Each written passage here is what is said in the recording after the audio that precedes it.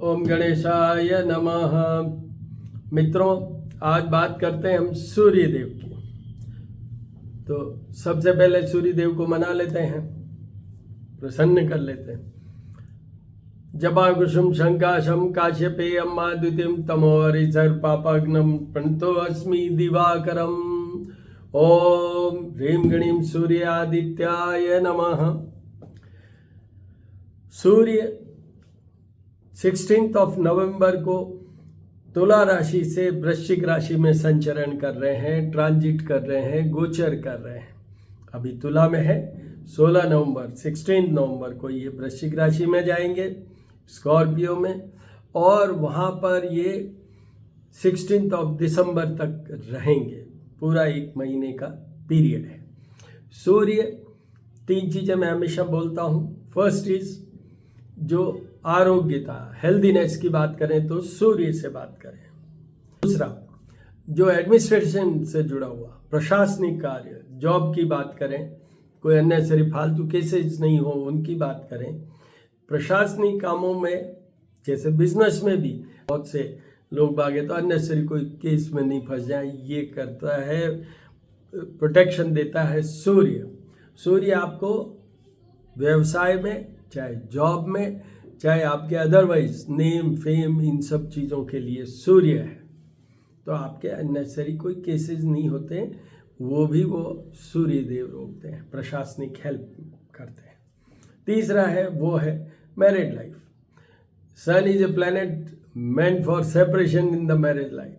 तो उन घरों में सूर्य नहीं होना चाहिए जिन घरों से हम मैरिज या मैरिड लाइफ को देखते हैं, उनमें नहीं होने चाहिए। तो ये 3 मेन है। उसके बाद में तो मैं एस्ट्रोफार्मिस्ट डॉक्टर हनुमान सिंह हूँ। श्री करनी ज्योतिष एवं वास्तु शोध संस्थान मेरा यूट्यूब चैनल है। मेरी डॉटर है तुषार चारण, उनका है अबंडेंस एंड ग्रेस। आप वहाँ जाके देखिए, हर महीने सूर्य बदलते हैं और हर महीने का हमने डाला हुआ सूर्य संकेतों से जानिए कि सूर्य कमजोर है क्या, वो भी डाल रखा है। सूर्य के उपाय का स्पेसिफिक वो भी एक वीडियो डाल रखा है। तो आप देखिए, सब जगह आपको कहीं न कहीं कुछ मिल जाएगा। मेन उपायों में सूर्य की अगर हम बात करें तो एक है सूर्य को जल चढ़ाना, वो मैंने अच्छे से समझाया हुआ है वीडियोस में। दूसरा है सूर्य गायत्री मंत्र पढ़ना, हनुमान चालीसा, क्योंकि हनुमान जी इनके शिष्य हैं। सूर्य की उपासना में हनुमान जी का रेफरेंस नहीं हो और हनुमान जी की उपासना में सूर्य का नहीं हो तो वो अधूरा रह जाता है पूजन। ये रूल है, आप ध्यान से समझ लीजिए इसको। तो वो किया, और जो लास्ट में जैसे सूर्य का मेन तो यही है। एक जिनके मैं बताऊंगा जिनको पूरे उपाय करने हैं, उसमें एक उपाय और बहुत इम्पॉर्टेंट है, वो है आदित्य हृदय स्तोत्र। अगस्त ऋषि ने उस समय उसकी रचना की और रामचंद्र जी को दिया जब राम जी और रावण का युद्ध चल रहा था, और जब राम जी एग्जॉस्ट हो गए थे, जब वो उसके कारण ही कुड किल द रावण। वो 3 टाइम सूर्य की हर चीज 3 टाइम, जल चढ़ाना है तो 3 बार, और ये भी 3 बार। सुन लीजिए, ये बहुत इंपॉर्टेंट है। उसके बाद में जो सेकंड बेस्ट उपाय है वो ये है जो मैंने अभी बोला, जपा कुसुम शंकाशम काश्यपेयम द्वितीयम तमोहरिसर पापाग्नम प्रणतो अस्मि दिवाकरम सूर्याय नमः। तो ये हो गया।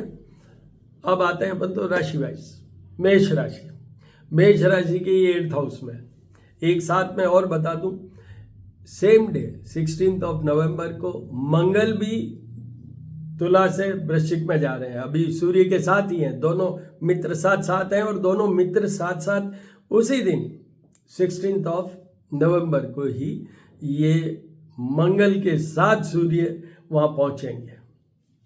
थोड़ा सा डिफरेंस है टाइमिंग्स का, but on the same day both will be reaching on this zodiac Scorpio. तो ये हो गया।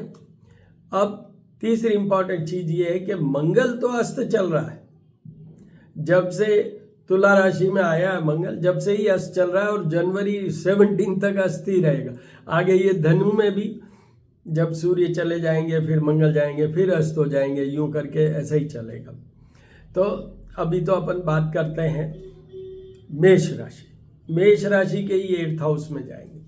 8th हाउस हमारी आयु विचार का घर होता है। 8th हाउस जो 12 हाउसेज होते हैं हॉरोस्कोप में, सबसे वीकेस्ट अगर किसी हाउस को मानते हैं तो वो है 8th हाउस। सेकंड जो उससे थोड़ा कम वीक होता है वो होता है 12th हाउस। फिर थोड़ा और कम तो वो होता है 6th हाउस। और कुछ ग्रहों से संबंधित हाउस वो और भी हैं जो वीक हैं, जैसे 3rd हाउस किसी के लिए है, 4th हाउस किसी के लिए।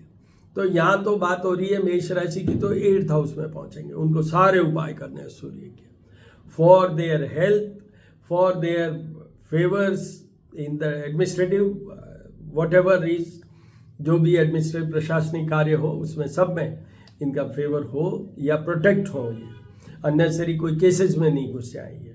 और तीसरा, इनकी मैरिड लाइफ में कोई भूचाल नहीं आ जाए।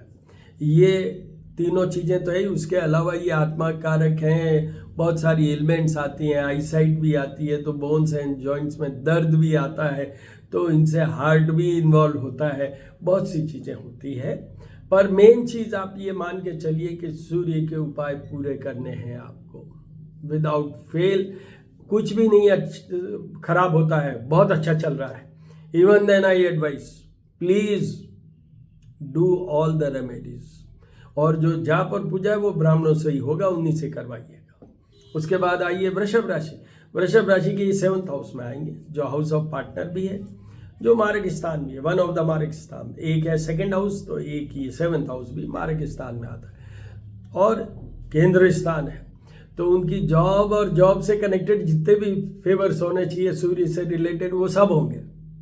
तो क्या चीज़ नहीं हो सकती कि इसमें प्रॉब्लम। एक उनकी मैरिड लाइफ में, क्योंकि sun is a planet for separation, तो उन दोनों के बीच में, आपके और आपके हस्बैंड के या आप जिनसे रिलेशनशिप है उसमें कुछ प्रॉब्लम आ सकती है, वीकनेसेस हो सकती है।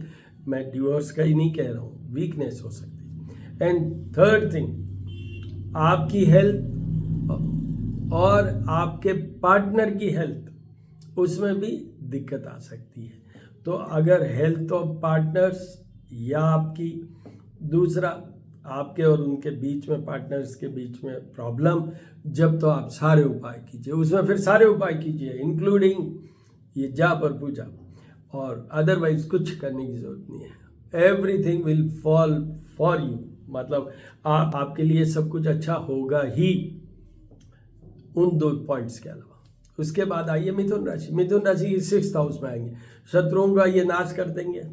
मंगल ऑलरेडी साथ ही है, मंगल तो पूरा नाश कर देते हैं और ये और कर देंगे, तो वो हो गया। प्रशासनिक आपको फेवर्स मिलेगा। यहाँ कोई आपके केसेज हैं, उलझे हुए हैं, कॉम्प्लिकेटेड हैं, उसमें अभी परस्यू कीजिए, यू विल बी थ्रू, आपको फेवर मिल जाएगा। और यहाँ पर क्या चीज़ की कमी रहेगी, वो रहेगी अगेन हेल्थ का। ये शत्रु रोग और पीड़ा का घर है, तो इसलिए रोग की बात करें, हेल्थ का, और ये प्लैनेट है फॉर हेल्थीनेस, तो इसलिए ध्यान रखिएगा। एक 12th हाउस शयन कक्ष सुख वाला है, बेडरूम प्लेजर वाला है, हाउस ऑफ लॉसेज वाला है, बिल्कुल सामने है। तो वहाँ पर आपके और आपके पार्टनर के रिलेशनशिप, अदरवाइज नथिंग। पार्टनर का रिलेशनशिप में कोई प्रॉब्लम होती है या हेल्थ में होती है तो उपाय कीजिए, अदरवाइज कुछ है नहीं, अदरवाइज आपके सब फतेह है। उसके बाद आइए कर्क राशि के 5th हाउस में आएंगे, तो उनके भी आउटपुट, परफॉर्मेंस, रेटिंग, प्रमोशन, ये सब में तो फेवर है। उनके हल्का सा एक पॉइंट पे हो सकता है, ये लव का घर भी है 5th हाउस, संतान के साथ साथ लव का घर भी है, तो इनसे कोई कंसर्न नहीं है सूर्य से, इसलिए वो अगर कोई प्रॉब्लम है तो उपाय कीजिए, अदरवाइज कुछ नहीं करना है। You will enjoy this transit of sun. उसके बाद आइए सिंह राशि के 4th हाउस में आएंगे। 4th हाउस में इनकी पोजीशन थोड़ी सी कमजोर मानी जाती है, तो इसलिए मैं ये कहूँगा कि सिंह राशि वालों को उपाय तो करने ही है। मदर को कष्ट हो सकता है, फादर को कष्ट हो सकता है, और आप छोटे हैं तो, और आपके और आपके पार्टनर के भी ये 4th house, house of happiness है, तो उसमें कमजोरी आ सकती है। मदर का मैंने कह ही दिया है। प्रॉपर्टीज के अंदर, क्योंकि मंगल को ये अस्त कर देते हैं, फ्रेंड है, पर सूर्य की एक क्वालिटी है, उसकी, उनके पास जो भी आता है उसको अस्त कर देते हैं, तो इसलिए मंगल के हो सकता है कि आपको प्रॉपर्टी में कोई डिस्प्यूट हो, डिफिकल्टी आए, तो मंगल के भी उपाय कीजिएगा और सूर्य के भी उपाय कीजिएगा, अदरवाइज कुछ करने की जरूरत नहीं। आपके सामने ही इसके 10th हाउस है, आपके अभी कोई एग्ज़ाम होने हैं, प्रमोशंस होने हैं, ट्राई कीजिए। 10th हाउस के थ्रू आपका ये एस्पेक्ट है इसका, तो आपको निश्चित रूप से फायदा देगा। उसके बाद आइए कन्या राशि। कन्या राशि की 3rd हाउस में आएंगे। आपके अभी नेम फेम रेटिंग डेफिनेटली बढ़ेगी, चाहे आप बिजनेस में हैं, चाहे आप जॉब में हैं, आपका कहीं न कहीं इसमें रेटिंग वाइज इम्प्रूवमेंट होगा ही। अगर आपकी कोई हेल्थ इश्यू है या ठीक होना ही है, आप किसी पॉजिटिव पर्पज से ट्रैवल भी कर सकते हैं। और मेन चीज़ ये है कि अगर आपके और आपके पार्टनर के कोई डिस्प्यूट है तो यहाँ थोड़ा सा कंप्रोमाइज़ की पोजीशन बन सकती है, तो इसलिए उनको तो बिल्कुल उपाय करने की जरूरत नहीं है, सब अच्छा ही अच्छा रहना है, क्योंकि मंगल भी यहाँ शुभ माना जाता है और सूर्य भी शुभ माना जाता है, दोनों है वहाँ। इसलिए आपका specially I am saying your posting, promotion, name fame. उसके बाद में आइए तुला राशि। तुला राशि की 2nd हाउस में आएंगे। 2nd हाउस है वो हाउस ऑफ आपके धन की बात करें, आपकी ईगो की बात करें, आपकी कम्युनिकेशन सिस्टम की बात करें, आपकी आईसाइट की बात करें, तो उन सब में आईसाइट में प्रॉब्लम हो सकती है, आप ईगोइस्ट ज़्यादा हो सकते हैं, you may become slightly Rafiyan, क्योंकि वो उधर तो मंगल है, इधर सूर्य, दोनों साथ है, तो इसलिए वो ध्यान रखने वाली बात है। अदरवाइज आपको ये फेवरेबल ही करेंगे, मतलब बिकॉज ऑफ योर आउटपुट और because of your efforts you will be in a position to maintain your financial position. हो सकता है कि कर्जा आप लें पॉजिटिव पर्पज के लिए, एक्सपेंड करना हो, कर्जा लेके, लोन लेके, आजकल तो लोन लेते हैं लोग एंड इट्स इजीली अवेलेबल, तो वो ले सकते हैं आप, बट लेंगे किस लिए? यू फालतू वेस्ट के लिए नहीं, for the purpose, right purpose. उसके बाद वृश्चिक राशि। वृश्चिक राशि में तो ये राशि पे ही आ रहे हैं, तो वहाँ पर उनके मंगल भी कुछ देंगे, तो ये सूर्य क्या देंगे? कॉन्फिडेंस देंगे। इनके कोई लिटिगेशंस हैं, कुछ डिपार्टमेंटल कोई केसेस हैं, आपकी रेटिंग में कोई प्रॉब्लम है, वो सब चीज़ों में फ़ायदा देंगे। इवन सबसे most important, your level of confidence, you will feel कि yes I can do anything, इस तरीके से ये देंगे। सामने 7th हाउस है, मार्गिस्तान भी है और पार्टनर का घर भी है, तो वहाँ प्रॉब्लम हो सकती है। वहाँ प्रॉब्लम हो तो उपाय कीजिए, हेल्थ का कोई इश्यू हो तो उपाय कीजिए, या आपके और आपके पार्टनर के कुछ प्रॉब्लम हो तो उपाय कीजिए, रिलेशनशिप वालों में हो तो उपाय कीजिए। उसके बाद आइए धनु राशि।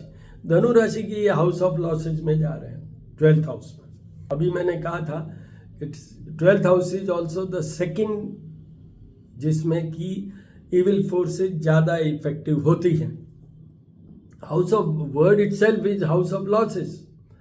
अब वो हाउस ऑफ लॉसेज में शरीर का भी लॉस हो सकता है, पैसे का भी लॉस हो सकता है, रिलेशनशिप का भी लॉस हो सकता है। आपका ये शयन का सुख वाला भी था, बेडरूम प्लेजर का घर है, तो उसमें आपको उपाय तो सब करने हैं। और अगर आपको इनमें से कुछ थोड़ा ज़्यादा हो तो जाप और पूजा भी करवा लीजिएगा, जाप और पूजा भी करवा लीजिएगा। उसके बाद में आइए मकर राशि। मकर राशि के तो ये 11th हाउस में आएंगे, तो उनका तो हाउस ऑफ प्रॉफिट, मतलब ये प्रॉफिट बढ़ाएंगे आपका। प्रॉफिट यहाँ पर किस किस चीज़ के लिए है? यहाँ धन के लिए डायरेक्ट नहीं है, यहाँ है एडमिनिस्ट्रेशन के लिए। तो आपके प्रमोशन पोस्टिंग में फ़ायदा देंगे, अल्टीमेटली प्रमोशन होगा तो पैसा भी बढ़ेगा। और दूसरा, आपकी रेटिंग निश्चित रूप से ठीक होगी, मतलब अगर आपके बॉसेज, अगर आपके सबॉर्डिनेट्स, सब जगह सूर्य will be effective all over, चाहे आपके बड़े बॉस हैं और चाहे वो छोटे सबॉर्डिनेट हैं, सब पे आपका प्रभाव बढ़ेगा पॉजिटिव, और उससे आपका नेम फेम बढ़ेगा। उसके बाद में आइए कुंभ राशि। कुंभ राशि की 10th हाउस में आएंगे, तो इनका थोड़ा प्रभाव कम आएगा, बट इनकी जॉब में मजबूती हो सकती है या जॉब चेंज हो सकती है, क्योंकि वो इससे बेटर कोई जॉब या अपॉर्चुनिटी मिले तो चेंज भी हो सकती है, या जिस जॉब में है ये तो उसमें थोड़ा सा आपकी मजबूती अच्छी होगी, you will be given good rating या you will have total stability in that. कई बार होता है ना प्राइवेट जॉब्स में होता है कि या पता नहीं कब कहाँ क्या हो जाए, वो पीरियड नहीं है ये। अगर कुछ होगा तो अच्छे के लिए ही होगा, बेटर आपको मिलेगा। हालांकि आपको 7.5 चल रही है और बृहस्पति भी आपके कमज़ोर है, पर फिर भी 10th हाउस में सूर्य और साथ में मंगल भी है, तो आपको कुछ तो फायदा ये देंगे। आपके अगर यहाँ पर फिर फादर और मदर को कोई प्रॉब्लम होती है, फिर आपके खुद के कोई हेल्थ इश्यू खड़ा होता है, तो आप उपाय कीजिए, अदरवाइज कोई जरूरत नहीं। मीन राशि के ये 8th हाउस से 9th भाग्य भवन में आ रहे हैं। भाग्य भवन से भाग्य से सब अच्छा हो जाएगा। आप अगर बच्चे हैं तो आपकी पढ़ाई में बढ़िया होगा, रेटिंग बढ़िया होगी, मार्क्स अच्छे आएंगे, एग्जाम में इंटरव्यू में आप अच्छा परफॉर्म कर पाएंगे। आपके फादर, अगर आप छोटे हैं तो फादर का निश्चित रूप से फायदा करवाएंगे, और आपके भाग्य से आपका सामने ही 3rd हाउस है, आपका जो स्टेटस है वो निश्चित रूप से अच्छा बनेगा, अच्छा होगा। तो उनके लिए भी फेवरेबल है ये मीन राशि वालों को, उनको उपाय करने की कोई ज़रूरत नहीं है। अब ये हो गया, और आपको ये बताऊं, वापस रिपीट कर देता हूं, मेरा YouTube चैनल है श्री करनी ज्योतिष एवं वास्तु शोध संस्थान। वहाँ जाइए, उपाय को अच्छी तरीके से समझ लीजिए। बहुत सारे सूर्य के उपायों के वीडियोस भरे पड़े हैं। All the very best my dear friends, all the very best.